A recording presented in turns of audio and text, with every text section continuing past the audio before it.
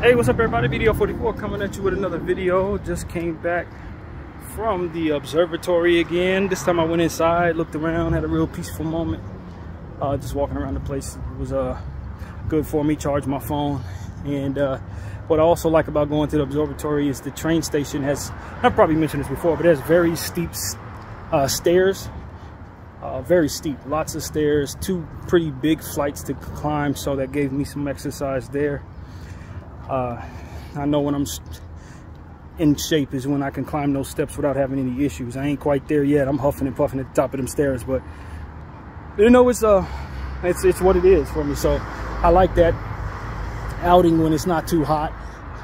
And I'm tired of Hollywood. I've been back and forth over there climbing hills and stuff like that. Get to a point where it's like, all right, that's not quite doing it for me. Let me find more places to go to try to ease my mind. And that's really what it's about. It's just trying to find some positivity to my circumstance. If anything, just you know, trying to just live day to day. You know, it's a lot that I've been absorbing, and I think all of us who've been paying attention to the genocide have really taken on a lot of negativity. It's not even about my personal life.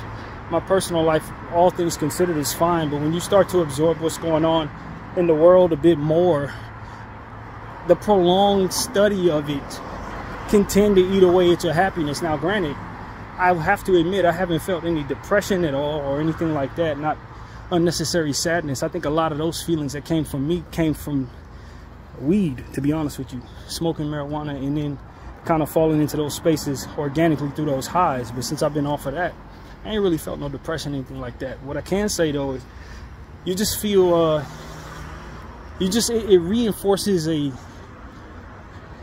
certain finite point of view.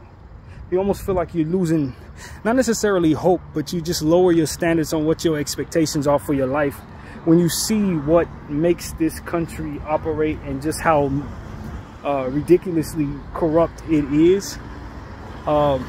It just kind of makes you understand that you're in the right place when you're not trying to reach for fame and money. Because at the end of the day, those who harbor the most of it are some of the most guilty people on the planet. You know, it just is what it is. And so you have dreams as a young man and as a child to be famous, and you know, you want to make all this money and then absorb whatever type of reality you want. You get yourself your big house, you get the most fancy crib, pretty girls and all these different things. But when you grow to understand that a lot of that is warped, as I was talking about earlier, like a space from which your selfishness is encouraged, a space from which self-centeredness is encouraged, so that you will aspire for these things and not focus on the things that actually change the world for the better, for which you also contribute to with your indifference. The worsening of, it's like when you start to realize what the world is really about, and you start to realize a lot of the dreams that you had were just what they told you should want. A lot of the habits that you had were things that were promoted to you with the intention of deteriorating your people. You know, like want to get the best weed, want to smoke it, want to drink this. It's like a lot of that stuff was put in place so that our minds would be clouded and our spirit clouded, just the same, clogged more or less. It's like when you start to realize a lot of the stuff that you've wanted, you should have never wanted. You know what I mean? Like, you start to realize the things you aspired for were only going to make you a horrible human being, and a lot of the people who have the things that you want are awful human beings. You look at this Diddy thing, like, a lot of people want to grow up to be Diddy. They want to have the famous lifestyle, the legacy of great success in whatever field, and then the ability to live out your dreams and all these different fantasies that you may have. You want to be able to pour into those things without caring the world, and a lot of that just makes you an awful person. It don't make you a better human being. And the indifference to suffering that you've been groomed into being and having was never meant for the betterment of your last name, was never meant for the betterment of your environment. And if enough people think like what you are thinking, the world only becomes worse from here. It's like when you really understand that you've been put in a place, fed poison and lies, and then you look at a copy and paste of that same imprint in a different way, in a different place, and you see that they aspire to do things that you would never want to do for the sake of their own safety, for which is not actually at risk. You know what I mean? That type of stuff is like, yo, they're doing this to me only in a much different way. So you wake up to realize that a lot of what you believed in was not meant for the betterment of yourself or anybody else. It's meant for the betterment of the 1%ers and the wealthy. And a lot of the moral compass that you've subscribed to was not really something that was stood on by those who were imposing that upon you. It was just to keep you in line. And furthermore, keep you from holding them accountable with measures that would be effective, like radicalization and violence and things like that. Measures that would otherwise, if done by enough people, would be very effective in having the leverage necessary to change the world. And we've been coerced into being lesser human beings, slowing down our progress. The evolution of man is slowed down.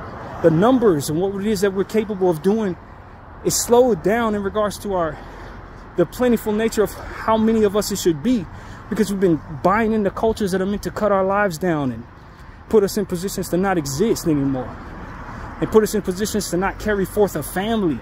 A lot of the things you aspire for are in hopes of making it so that you don't live to be a family man, or if you are a family man or a family woman, that ultimately you're not going to be a very good one.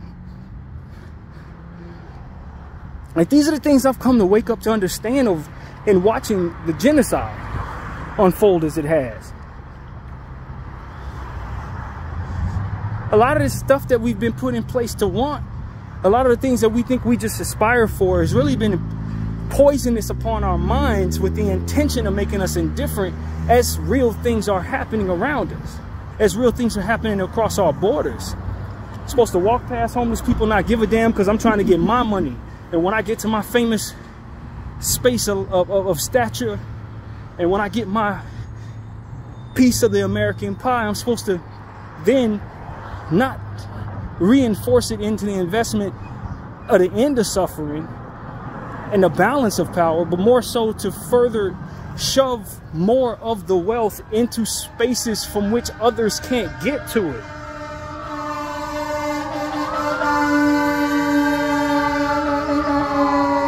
Americans are groomed to hoard wealth and pull it further and further away from the masses of whom needs it so very much. And we are taught to not care about anything that doesn't breach our bubble, which is what we were talking about earlier today. I'd only care about what's going on in Palestine if I think those who are killing them could potentially kill me. Then it's like, oh my God, let me do something about this. But that's not what helps the world.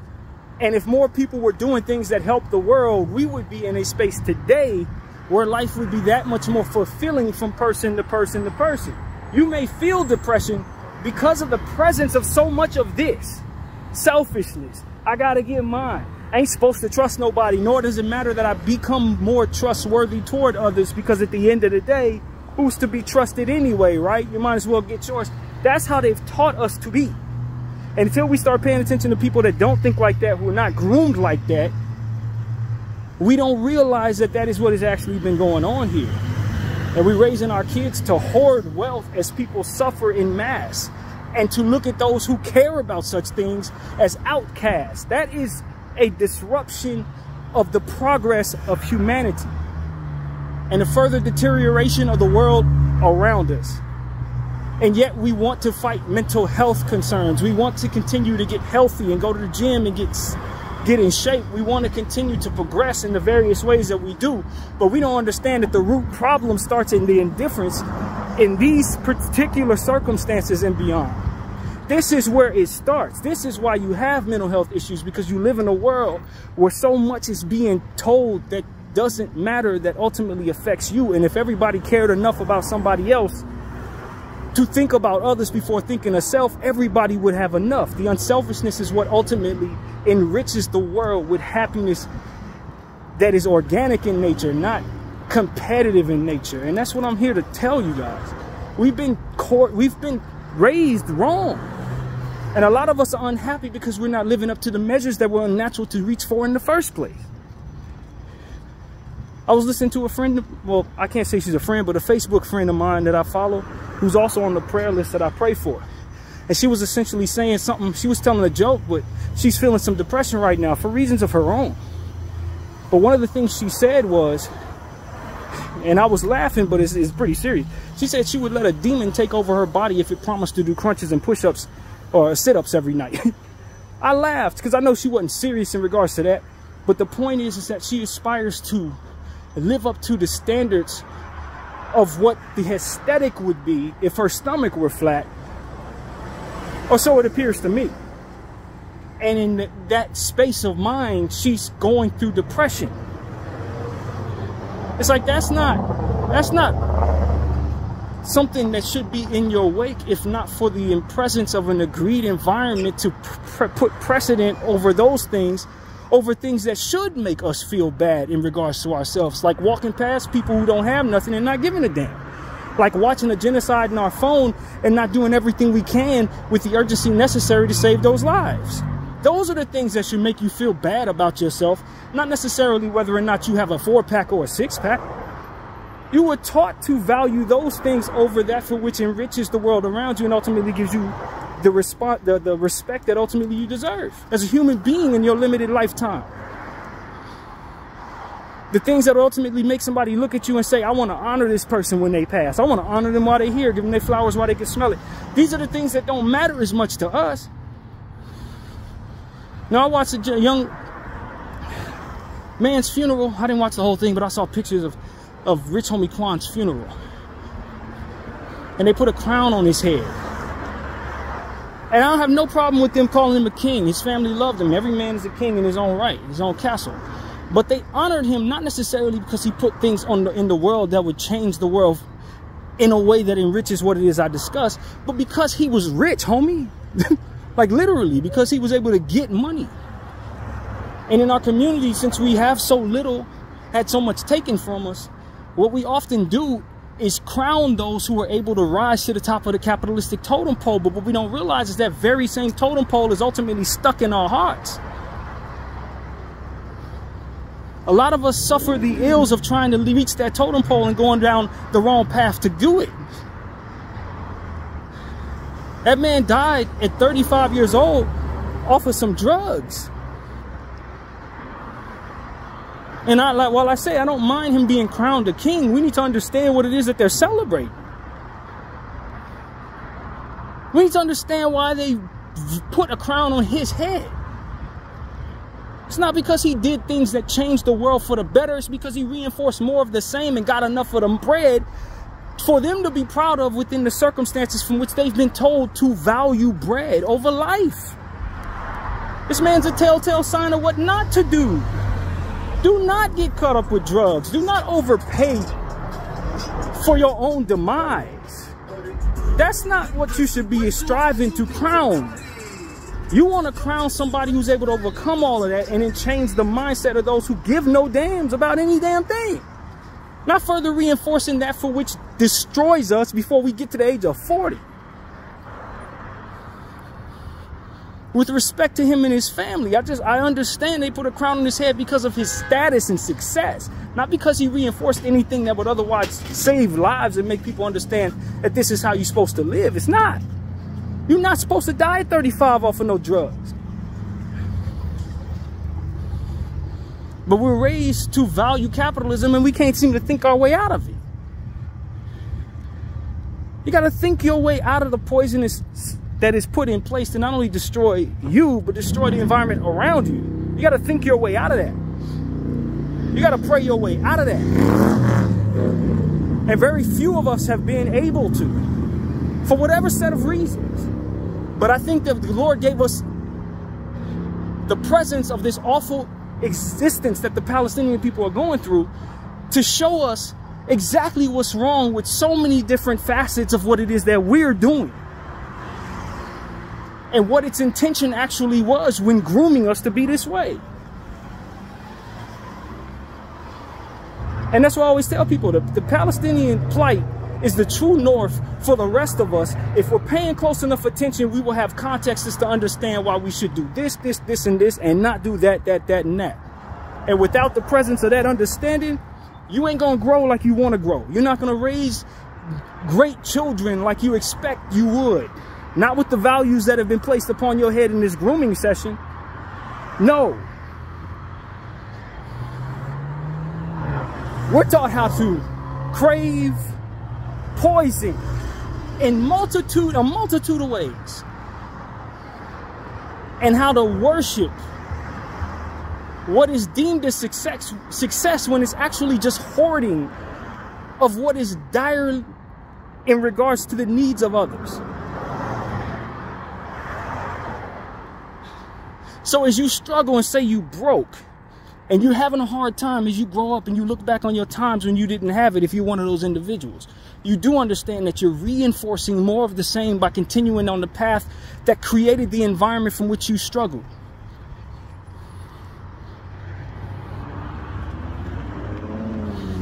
You know, it takes me to a space that I just saw on the internet just now. It was a young lady who said she joined the Israeli army, the IDF, in tribute to her fallen family member. I believe it was her father, who died in 9/11.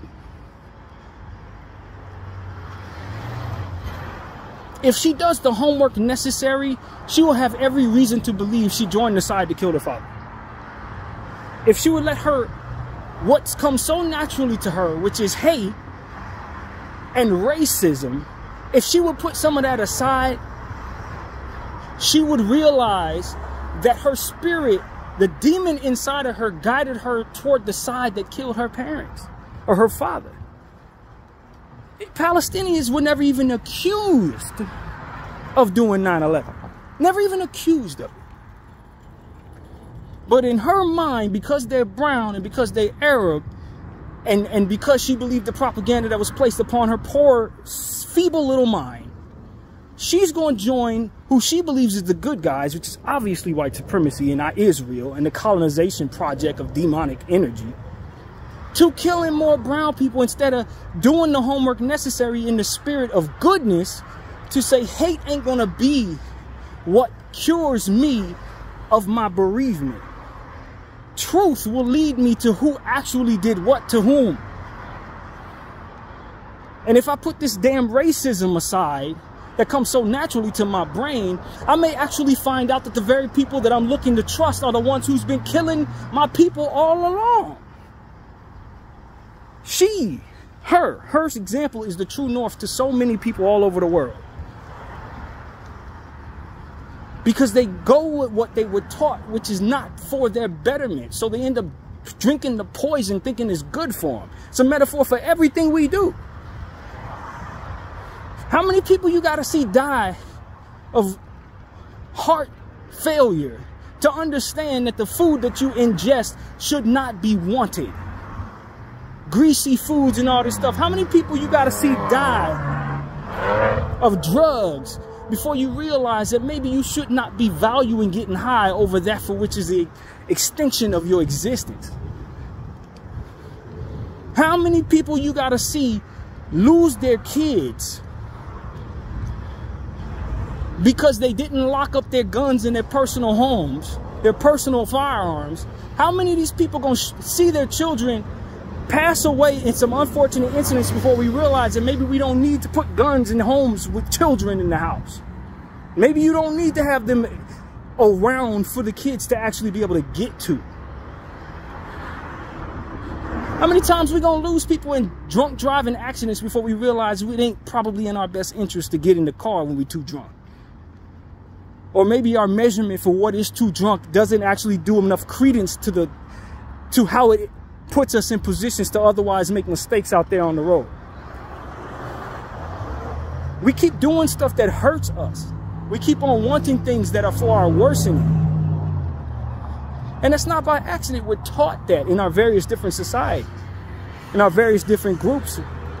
And as we do so, we end up joining the side that ultimately intends to destroy us and everybody else that we care about. And we are none the wiser. At some point in time, we got to start looking at this stuff and consciously coming to a space where we're smart and intentional on surviving and helping others survive. Stop joining the dark side. when your intention is to get back at whoever did whatever to you. Stop paying into capitalism when capitalism is the reason why you struggled as a young person and maybe still struggling today. It is why. Because the idea is to get as much as you can and keep it as far away from others as humanly possible. And all that does is create more of an environment for people to be broke and struggling. If that's what you are reinforcing, then obviously you support the results of what comes of it. Obviously you support those results, right?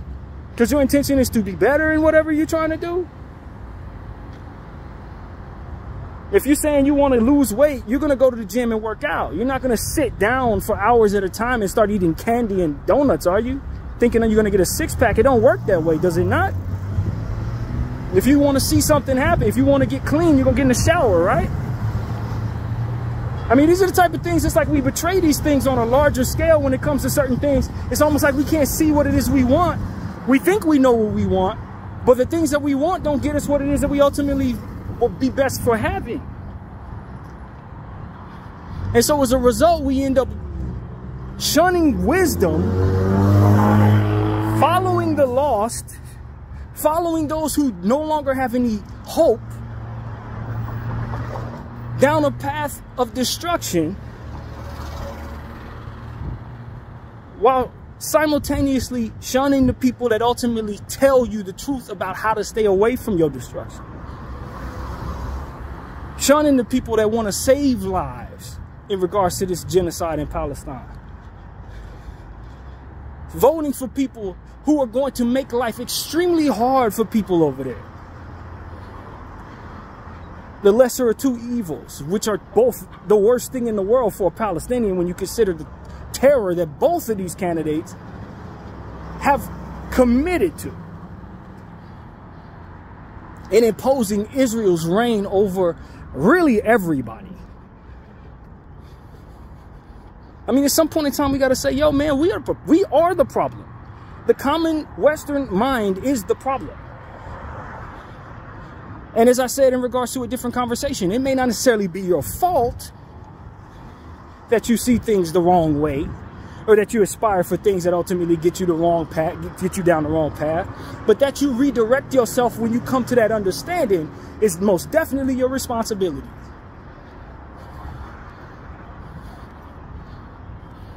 And as I said about that young lady, I commented this when I saw her video. When I saw the post in regards to her joining the IDF in remembrance of her lost loved one from 9/11. When she get to hell, she gonna be pissed when she find out who actually did the killing in 9/11. She gonna be eternally unhappy. For the rest of eternity, she is going to be deeply, deeply unhappy. Not just because she's going to be burning for her sins, but because she joined the wrong side, just because hate came so naturally to her. She joined the side that killed her daddy because they were aligned with the hatred that comes naturally to her spirit. She is going to be disabled of will when she finally comes around to that truth, whether it's in this life or later. It's going to break her in a different kind of way.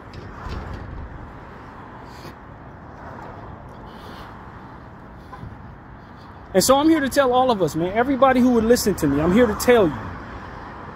A lot of what it is that you aspire for, if you're in America or if you're in the Western world, and they're telling you to get to the top of the capitalistic totem pole, so to speak.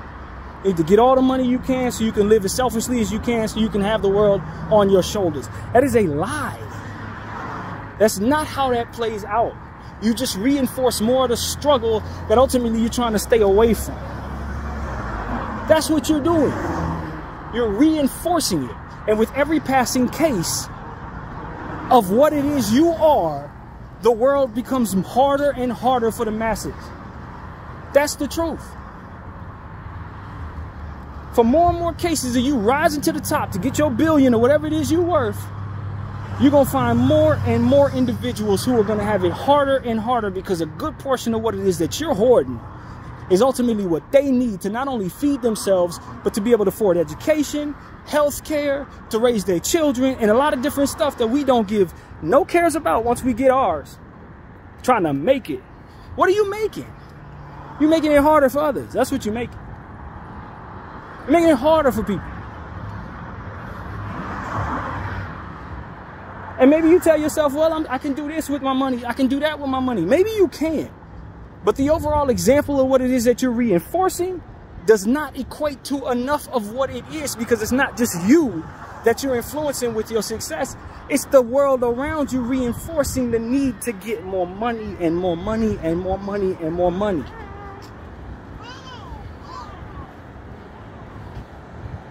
And as you get more, you corner the market, so to speak, with yourself and whatever it is you believe in regards to your own intentions, and it doesn't go where it needs to go to help the people it needs to help. End up getting fat and happy and less human in a lot of cases. That's why I'm here to tell people, I don't know what the answer actually is as it pertains to within my lifetime, with every time I got left on this earth. What is best? Because this is the world. You can either spin the wheel or try to reinvent it. What I'm telling you is, the wheel don't spin, it grinds. It's not something that just moves smooth. It hurts. And with every passing one of us that spin it, it gets harder and harder for people to work.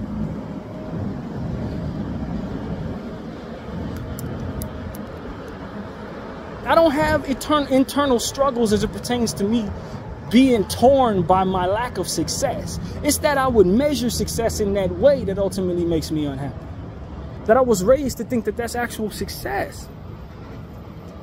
That I was raised to believe that if I can just get somebody to invest a certain amount of money in whatever it is I'm doing, I could get far away from the struggle and leave everybody else to it. Like that's something though that the Lord would be pleased with. He detests that type of selfishness. He may forgive the majority of us for engaging in it because we were raised to. But that doesn't mean that it's something that he would otherwise want us to carry forward if we knew better. No, if you know better, do better.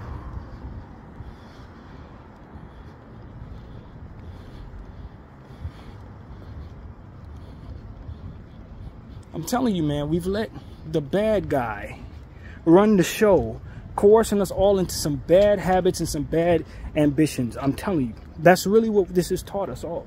For those who are paying close enough attention, that is what this has pointed out to us all. It's not hearsay. It's not something we have to wonder about. It's literally proving it. And that's the context from which people who don't pay attention to this genocide need to understand. A lot of your concerns and your doubts and your theories about whether or not this country is the devil or whether or not it's okay to inhabit stolen land. This has taught us that no, you should not be comfortably inhabiting stolen land, and everything that you're aspiring within that space, if it doesn't take into account that this is stolen land, you're doing it wrong. And yes, this is the devil. Every colonization project is a devil's intention. Every last one of them. Excluding none of them. That's what this has taught us. And the parallels between the suffering of the Palestinians and our very own comfort. And the things that we turn a blind eye to as we continue to aspire to rise to the top of the capitalistic totem pole is all about reinforcing more suffering to the jollies of those who put this crap together, man. And when you start to peel back the layers of what the truth actually is, what you find is a bunch of people standing around not giving a damn about anything but themselves, in agreement to continue to be that way for generations to come. And whatever casualties come to that, whatever suffering comes to that, whatever people are, who don't get enough have to go through, it's just a part of the plan. Whoever has to throw their life away to get a little bit more than maybe what they expected to get, that's also part of the plan. You get to a point where you start realizing not only is the game rigged, but it's upside down.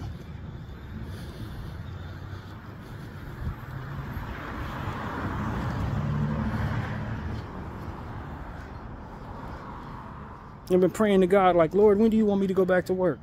How do you want me to reincorporate myself back into the workspace when I have so many different things that I've come to understand in this fashion? How do I go back out there and try to get a bag?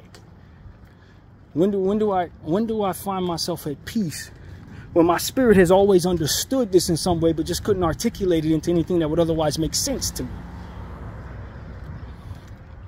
Well, I was always so unhappy with certain things that came so naturally to everybody else because the Lord put it in my heart that most of this stuff that a lot of us are cool with is against him. It's against God. It's the very essence of deteriorating what it is that ultimately he wants to see, which is us flourish together in harmony, so to speak. And we so upside down and backwards in our various different cultures within this bubble that we cringe at the idea of being good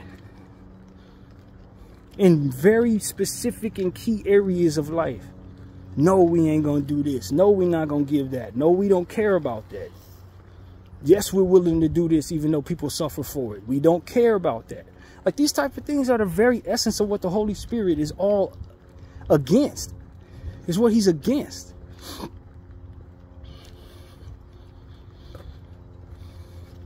So when I ask God, how do I go about maneuvering through this and around this so that I can make a way for myself within it? I haven't gotten an answer. I don't know what the answer is. I don't know that you can. What you can do, though, is help people understand what you've come to understand so they can stop being coerced down that path and certainly change it. Change the canvas from which we're all painting. Suggest to people that there may be something wrong with all of this. And let God handle the rest. That's what comes to mind. And then this genocide comes along. It's like, oh, so that's why my spirit felt bumped by a lot of the different stuff that we're comfortable with in this society. This is what the compass was. I was just missing that compass. This is what the truth is. This is what I've been feeling all along. I just didn't know what the hell it was. This is what it was. It was never okay. Some of this stuff is upside down. It's morally bankrupt. It's against the action of compassion. It's completely against the action of decency as it pertains to the understanding that we're supposed to be one another's keeper.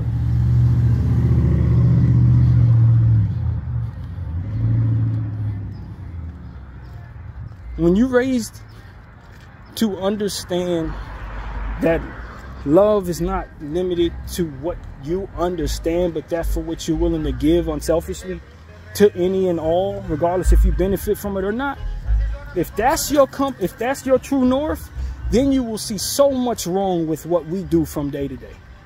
So much wrong with what we're comfortable with, so much wrong with what it is that we enjoy, so much wrong with what it is we celebrate, etc.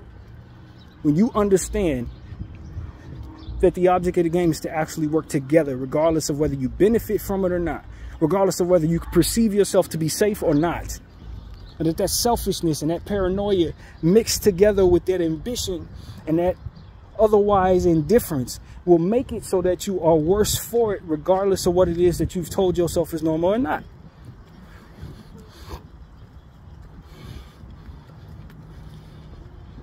And the compromised nature of it all just makes it so that people think that there's nothing they can do. Can't do nothing about it. What's the use of me trying? I'm just one man. It's millions of people who need to change. And therefore, each and every person harboring that makes it so that change doesn't come. If that's what's rolling around in your brain, you don't see no use. Then obviously, from person to person to person, you come together so that there is no use. This is why it's so important to change our mindset from within the mirror first.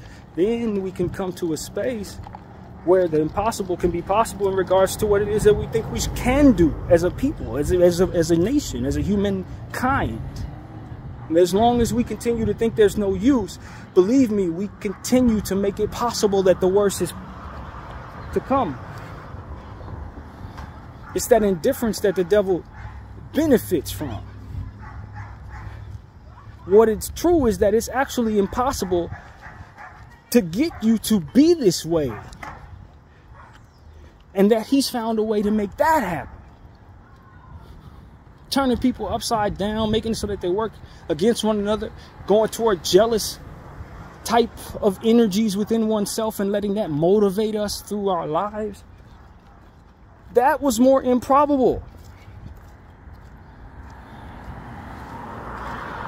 He's convinced us the opposite. It was very easy to work together because we all need to feel good in our lives, physically, mentally, emotionally. We can all go through something in life. So it's very easy to have empathy if you are clear-spirited in regards to what it is you're faced with.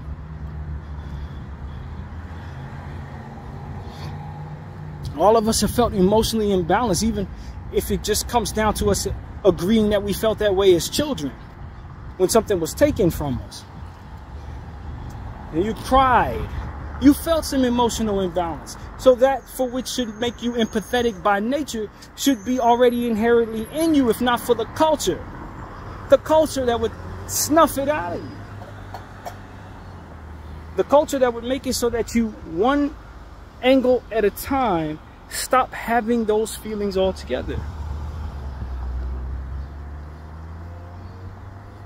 In due time, we're going to come to understand this. The generations to come will be much more advanced in their thinking, much more advanced in their surveying of the truth and their absorption of the truth. And they're going to be further and further away from these cultures and closer to what it is that ultimately they need to survive.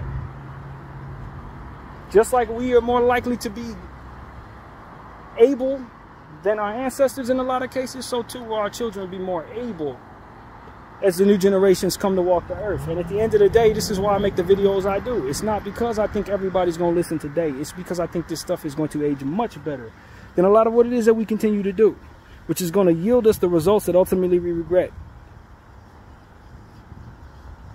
Because that's what comes with indifference. That's what comes of hatred. That's what comes of selfishness. That's what comes of hoarding wealth. Bad consequences that a lot of us, we haven't seen the peak of the worst of it. That's the point. It's going to require us to see the peak of the worst of it for us to understand why this conversation was relevant. We ain't seen what's going to happen. Some of this that stands right now, it cannot stand if we continue on the path we on. And ain't nobody going to knock y'all off that path because you're going to keep on going. And until this imperial crop falls apart, and until more people come to understand that a lot of what it is that they champion is trash and ultimately meant for the deterioration of their own last name, until they come to understand that in a very, very traumatic way, it's always just going to be some crazy person walking down the street saying a bunch of stuff that doesn't seem possible. Until you suffer the ills of what comes of it in the worst way, then you understand that this was actually a path toward us avoiding that suffering. That this was a means to an end for which was necessary to avoid that suffering.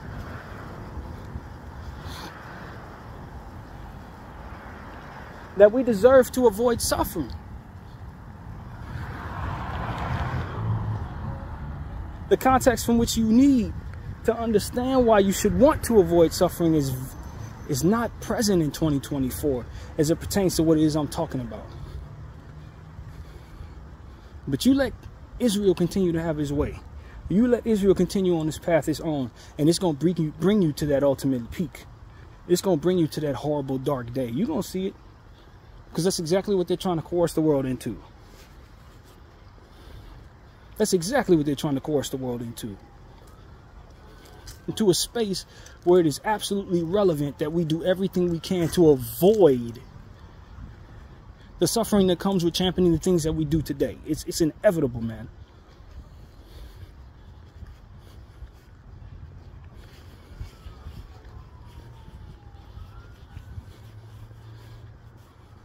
So if anything, I just want people to understand. I'm trying to help. I'm trying to save people from what ultimately I think is the worst of things. By putting this drop in the bucket, helping people see what it is that I've seen Now that I start to have some understanding as how to articulate the thoughts, this is what it is. And it can get and will get a lot worse because we won't take this seriously. Because we still want to stay in a space where it's okay for some to do some things and other people can't do those same things because they don't have enough wealth, or because they weren't chosen by God, or because of whatever skin color or whatever the heck it is. You keep on playing favorites in regards to this humanity thing, and it's going to eat away at our numbers. It's going to deteriorate at a good portion of us. That's what I know. You let one people think they can destroy an entire race of people, and you're going to find that they're going to want to destroy more. You let them take over land, they're going to want to take over all the land. You let them get into a space where they think it's okay to raise their kids to hate people and to think that their lives are worth more than other people's lives, they're going to kill a lot of people. That's the reality of it. You allow a state to feel like they can indiscriminately terrorize people just because they're afraid of them, afraid of what they ultimately may become, and I promise you there will be copycats. You let one country feel like they're so strong that they can corrupt an entire government, that it would bend to its will to do harm to children. I guarantee you there will be copycats. You are feeding into the deterioration of humankind by allowing Israel to continue to stomp around in the way that it is. To let it get away with this. To be docile in the presence of its terrorism. You're pushing the knife in. That's what I'm telling you. And I've said this a million times. White supremacy is a cancer, friends. It is a cancer. It is human cancer. It's an organism that is meant to eat away at our numbers and force us into spaces of despair. That is exactly what its real intention actually is. That's what it boils down to. You can be offended by that. You should be offended by that. You should be offended by the presence of such an entity.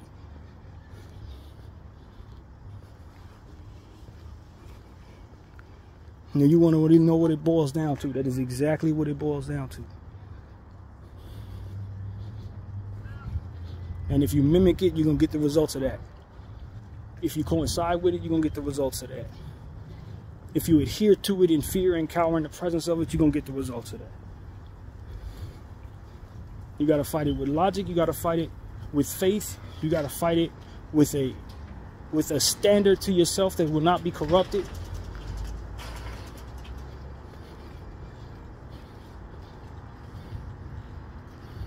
You got to outsmart it. And as of yet, there hasn't been a generation that's been able to, which is unfortunate. Video 44. I thank y'all for watching. I'm out.